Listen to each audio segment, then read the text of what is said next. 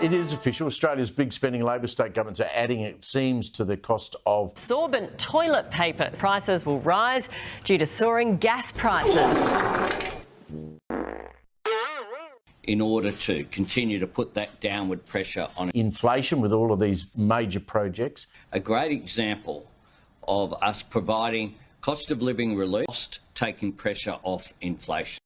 It's just absolutely ridiculous. And it's certainly not the end of our efforts to send a further $100 million worth of aid to Ukraine. He's dug his own grave. He really has. And I hope that people see common sense in this and vote for one nation to be the true government. That, I think, Australians understand in their guts that that's fair. The bill that could hit $800 billion by 2028 of national debt. This comes a few days after the Reserve Bank warned about inflation. Governments are adding to that inflation problem. So it's the government who keeps saying... What we won't be doing is help more Australians... eating out of bins and skipping meals. But they're causing part of the problem. That's my style. I hope you've noticed that. That's right. And you add the federal debt, which is approaching $1 trillion. That's $1.8 trillion. Now, our entire economy is about $2.2, $2.3 trillion. So we're really getting up there. Reach for the stars.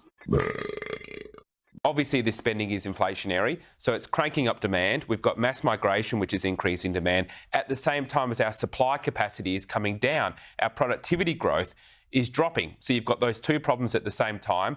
The government's got no answers for how to firstly pay down the debt, or secondly, how to get the economy growing in a way that's not dependent on population growth, but we're actually getting productivity moving. So this is a pretty fundamental financial problem that we're facing. It's just devastating. Enough is enough. We've had enough of Labor. Australians are united on this issue. He's no leader. He absolutely disgusts me with his answers to these questions. Look, Miss Senator Hanson, my word is my bond, but I had my fingers crossed.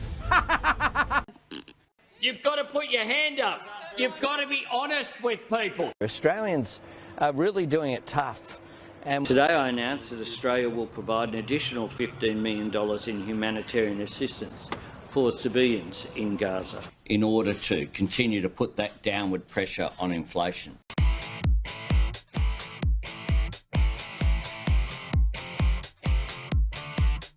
No, no, no, no, no. If you were just to distribute additional cash to people, you potentially make inflation worse and therefore don't help to solve the problem. Wake up to yourselves, Australians. You're taken for a bloody ride here like sheep to the slaughter.